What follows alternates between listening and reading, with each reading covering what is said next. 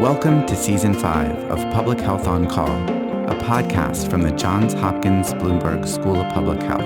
I'm Joshua Sharfstein, Vice Dean for Public Health Practice and Community Engagement and a former health commissioner here in Baltimore, Maryland.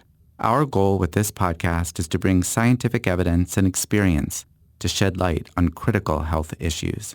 If you have questions or ideas for us, please send an email to publichealthquestion@jhu.edu. That's publichealthquestion@jhu.edu for future podcast episodes. Hi, I'm Lindsay Smith-Rogers, producer of Public Health on Call. Today, Stephanie Desmond talks to Rupali Lemay, an expert in vaccine hesitancy at Johns Hopkins. As COVID vaccination rates for children ages 5 to 11 lag, they discuss how to empower parents to become vaccine ambassadors and help their peers combat misinformation and choose vaccination. Let's listen. Rupali Lemay, thanks so much for joining me. Thanks so much for having me. So today I'd like to talk to you about this problem we're seeing, which is that children ages 5 to 11 are just not getting vaccinated for COVID at the same rate as other age groups. And sort of how can we fix that problem? I guess I want to start with why is the vaccination rate so low? It's a really good question. And I think the biggest reason why is because the consistent message throughout this pandemic has been that the virus is mild for children, right? That is really what we've heard. As a parent with 2 kids under the age of 12, that's what I think all of my other parent friends have heard. But the biggest issue that we are seeing, especially with this newest variant, is that kids are getting hospitalized. We are seeing pediatric hospitalization go up and kids are getting very sick. And so that's one of the reasons I think that it has stagnated, that we haven't really made a lot of progress yet. So I guess, is it a communications problem? So I would say that it's definitely a communication problem because, again, the framing has always been that it's mild, right? So that's number one. The second has been, you know what, people are also talking about this whole thing of we are going to get out of the pandemic, this sort of individuals that are promoting this urgency of normal. And I think everyone wants to go back to what we were doing before, but at what cost, right? And to me, if there is a tool that you can protect your kids and then protect other people in your family, then why not go ahead and use it if the benefits outweigh the risks? And so I think that's part of the challenge is that the messaging has been really muddled. I think parents are sort of like, we're not really quite sure what we're supposed to do here. And then there's also changing guidelines at the school level, right? Like some schools are requiring masks, some aren't. And I think that all plays into a parent's decision-making process. I know that I went out the minute my kids were eligible and got them vaccine. And the minute they were eligible for booster, I went out and got that. My kids are teenagers. But I guess I'm just not the norm. That's exactly right. Same way, I live in Northern Virginia. And when my kids are under the age of 12, and when the EUA came out for the Pfizer product, it took us weeks to find appointments, right? And when we went to the Virginia Department of Health, it was a line out the door. It was crazy. But then I talked to colleagues sort of all over the country, and that's not really the case, right? They can't even fill up the slots that they currently have for the 5 to 12 age group. And so I think we do live in a little bit of a bubble because we work in this space. And, you know, where we live in Virginia and Maryland have higher vaccination rates compared to the rest of the country in general. But I think in general, parents are a little bit in this sort of wait and see kind of context just to see how it plays out with kiddos going back to school, whether or not they have to wear a mask, and what really transmission looks like in their communities. So you have created an online course. Can you tell me about that? Yeah. So one of the things that we wanted to focus on is that we know that there's been an erosion in trust in the healthcare system during this pandemic. And that got me thinking. I had a lot of conversations last summer when I took my kids to the pool where a mom would come up to me and would say, hey, do you mind talking to my friend? She has a question about the vaccine. And I was like, sure. And that really got me thinking, how do we sort of play on and leverage this peer-to-peer approach, right? If people are uncomfortable talking to their doctor or don't have a doctor that they go to and trust, how do we sort of, work on this peer-to-peer approach? And so what we did is we pulled together a parent advisory group. It was 6 parents that live in 6 different states and all have kids under the age of 12. And they helped us think about the content, the delivery, and the format of the course. And the goal behind the course is really to equip any individual that takes it to navigate any sort of difficult conversation where they don't see eye to eye with someone. So obviously this course is focused on vaccines, but a lot of the techniques that we go over, you could use it in any sort of context or any type of subject that you wanted to talk to someone else about. So this is meant for not just, for example, pediatricians to talk to parents. It's really meant for you and me to talk to our neighbors. That's exactly right. And one of the things that I kept noticing was like, for example, I would be at the bus stop and automatically parents would say, hey, can I ask you a quick question? Right. And so I thought, what is a way that we can sort of amplify that, right? How do we make other parents ambassadors of evidence-based vaccine information?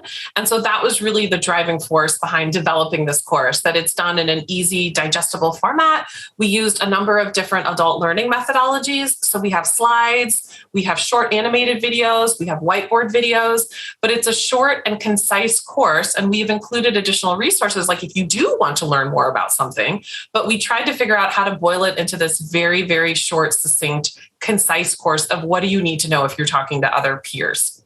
And it's free. It's free and it's on Coursera. Yes. Excellent.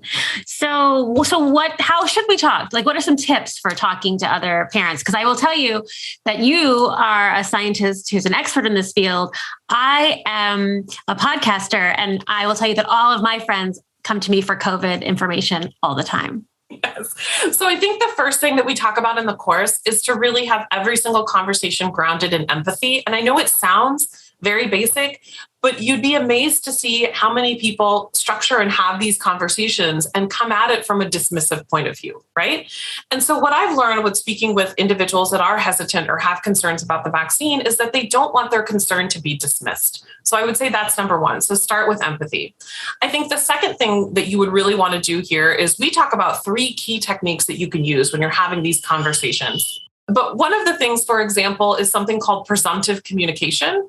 And the idea behind this is that you assume that everyone is going to vaccinate, that vaccination is the default. So like when you're having a conversation, I could say, hey, Stephanie, your son is 10 years old. When are you going to go sign him up for the vaccine? Instead of saying, what do you think? Are you going to get the vaccine? So it's structuring that conversation just slightly differently to make it the norm. So that's called presumptive communication. The second technique we focus on is called motivational interviewing. And that really includes asking open-ended questions, trying to understand your motivations as to why you're thinking the way that you're thinking, but it really leads to a shared decision-making process. And so you can use specific questions to ask, well, why do you feel that way? Why do you think that there could be a concern? What would make you feel better? Instead of being a bit more like, let me tell you what I know, right? So it's a bit more of the shared decision-making process. The third one that we really focus on in the course is also about tailoring information. So Stephanie, if you came to me and you said, Rupali, I'm really worried about formaldehyde. I've heard that there's formaldehyde in a vaccine. I'd be like, I understand why you might have a concern, but actually, did you know that a pear that you eat has more formaldehyde than a formaldehyde in a vaccine, right? And so it's tailoring your response to be addressing that specific concern in a context that you would understand, right? So comparing a pear to what's in a vaccine is something I think that you can wrap your head around. So those are some of the techniques that we really focus on in the course. So sometimes it's hard. It's really hard to feel empathy when you know that the vaccine is the right thing to do, and they are absolutely convinced that it's not. I've actually heard of cases in my neighborhood. Someone said that their friend's teammate was not allowed to be vaccinated because it was going to hurt his future virility, which I know is absolutely false. But how do you, when things get to that level? I mean, I know I would feel very defensive and want to push very hard. How do you handle a situation like that? Right. And I'm glad you brought that up because we have a whole module in there about misinformation. So how do you identify it and how do you mitigate it? And I think everyone's gut response is to correct that person, right? So if they bring something to you and they say, hey, I know that there's a microchip in the vaccine, which we do hear a lot of people's gut response is to say, no, there's not one. But that's actually not the right way to communicate with people, right? The better way to communicate is to say, I'm really sorry that you're worried about the vaccine. There's lots of information out there. It can be really hard to discern what is true and what is not true. Let me tell you what I know with regards to the vaccine development process, right? So it's not refuting the misinformation or the myth. It's essentially acknowledging that they have a concern, that you are receptive to that concern, but then you're just pivoting the conversation to talk to them and sort of steer them through, this is what the evidence actually shows with regards to whether or not there's a microchip in the vaccine. Which there is not. There's not. There's not. If we were talking about this 30 years ago, it feels like some of these conversations would just be different. But today we have so much information coming at us that it's hard to discern what is truth and what is myth and what is something even more nefarious. I'm curious how you help those who ask you questions to sort of decide which one is it appropriate information. It's a really good question. And in the course, we do a very short, it's a 1-minute whiteboard video that gives you just some really quick tips and tricks of how to identify if what you're reading could be false. So it's basic things like looking at the website address and seeing that if it might be from a nefarious website. It's looking at the date of the article. It's making sure there's evidence. And so we have a number of sort of quick tips and tricks that we do include in the course for people that are sort of, again, trying to figure out what is true and what is not true. And I guess I'm curious. I know that you have studied vaccinations for a while, long before COVID came, and you've talked about hesitancy for a while. Are you concerned about what COVID-19 and this whole debate will mean for future childhood immunizations? I think we are already concerned because we're already starting to see drops in MMR coverage. And I think our biggest concern was the lack of confidence with regards to the COVID vaccine, whether or not that was going to spill over into other vaccines. And we're already starting to see that. And so I think time will only tell. We saw a huge rate of respiratory viruses last summer, i.e. RSV, flu was starting to peak. And so I think only time will tell with regards to what vaccination looks like moving forward into this next year. Luckily, we're moving towards the summer months right now. And so I think we'll have a little bit of a break in general, right, from a lot of viral activity. But come fall again, it will be an interesting situation because, again, that is our concern, that it's going to erode trust in other vaccines not related to COVID at all. And people, I think, really forget that vaccination is like probably the greatest accomplishment public health has ever had. No, it's a really good point. And there's sort of, it's been so successful, and it sort of is actually, that's the downfall of it, right? People haven't seen these diseases. So they're just like, well, why do I need a measles and MMR vaccine? I've never seen rubella in my life. And that's because the vaccines have been so effective. Rupali Limay, thank you so much for joining me. Thanks so much for having me. Public Health On Call is produced by Joshua Sharfstein, Lindsay Smith Rogers, and Stephanie Desmond. Audio production by Niall Owen McClusker, Matthew Martin, Spencer Greer, and Holly Cardinale, with support from Chip Hickey. Distribution by Nick Moran. Production support from Catherine Ricardo. Social media support from Grace Holz Fernandez. Thank you for listening.